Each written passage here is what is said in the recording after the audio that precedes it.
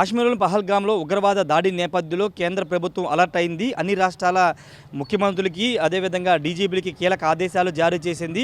దేశంలో ఉన్నటువంటి పాకిస్తాన్ పౌరుల్ని వెంటనే వీసాలు రద్దు చేస్తున్నామని ప్రకటించి వాళ్ళ దేశానికి పంపించాలని ఆదేశాలు జారీ చేసింది. ఈ నేపథ్యంలో ఆంధ్రప్రదేశ్ ప్రభుత్వం కూడా అలర్ట్ అయింది. ముఖ్యంగా పోలీస్ శాఖ డీజీపీ నిన్న కొన్ని కీలక ఆదేశాలు జారీ చేశారు. 1946 ఫారినర్స్ చట్టం ప్రకారం ఇప్పటికే కేంద్ర హోంశాఖ వీసాలను రద్దు చేసిన నేపథ్యంలో ఇంకా ఎవరైనా ఆంధ్రప్రదేశ్లో పాకిస్తాన్ పౌరులు కానీ వాళ్ళకి సంబంధించిన ఎవరైనా వీసాల ద్వారా ఆంధ్రప్రదేశ్లో ఉంటే కనుక వాళ్ళని ఈ నెల 27లోపు తిరిగి వెళ్ళిపోవాలని చెప్తున్నారు. ఇతర వీసాలు పొంది ఆంధ్రప్రదేశ్లో ఉన్నవాళ్ళు 27వ తేదీలోపు ఆంధ్రప్రదేశ్లో నుండి వెళ్ళిపోవాలని ఆదేశాలు జారీ చేశారు. వాటితో పాటు హెల్త్కు సంబంధించి వీసాల మీద వచ్చినటువంటి వాళ్ళు 29 డెడ్ లైన్ 29 ప్రకటించారు. 29వ తేదీలోపు వాళ్ళు ఆంధ్రప్రదేశ్ నుంచి విడిచి వెళ్ళిపోవాలని ఆదేశాలు జారీ చేశారు. ఒకవేళ 29లోపు వెళ్ళకపోతే వాళ్ళ మీద చట్టపరమైన చర్యలు తీసుకుంటామని రాష్ట్ర డీజీపీ అయితే ఇప్పుడు ప్రకటన అయితే విడుదల చేశారు.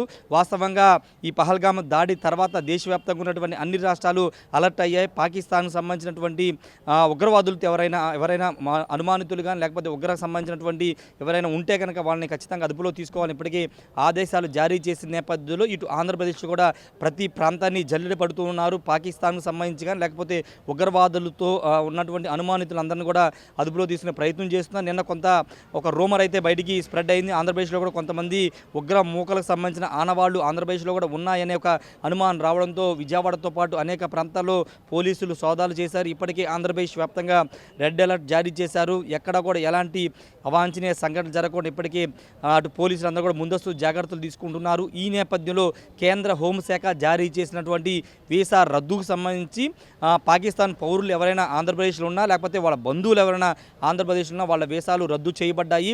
ఇతర వీసాల ద్వారా పొందిన వారు ఎవరైనా ఉంటే వాళ్ళు తిరిగి 27 లేదా 29 లోపు పూర్తి స్థాయిలో రాష్ట్రాన్ని విడిచి వెళ్ళిపోవాలని రాష్ట్ర డీజీపీ హెచ్చరించినటువంటి నేపథ్యం అవుతుంది. ఏదేమైనప్పటికీ పాకిస్తాన్లో జరుగుతున్నటువంటి యుద్ధకాండ నేపథ్యం పాకిస్తాన్ అటు కాశ్మీర్ బోర్డర్లో జరుగుతున్న యుద్ధకాండ నేపథ్యంలో దేశవ్యాప్తంగా ఒక హైలైట్ అయితే నెలకొందని చెప్పాలి. Camera person శ్రీనివాస్తో Rayesh TV Vijayawada నుండి. మరిన్ని వీడియోస్ కోసం ఛానల్ ని సబ్స్క్రైబ్ చేయండి. లేటెస్ట్ అప్డేట్స్ కోసం వాట్సాప్ ఛానల్ ని ఫాలో అవ్వండి. ఆ లింక్ డిస్క్రిప్షన్ లో ఉంది.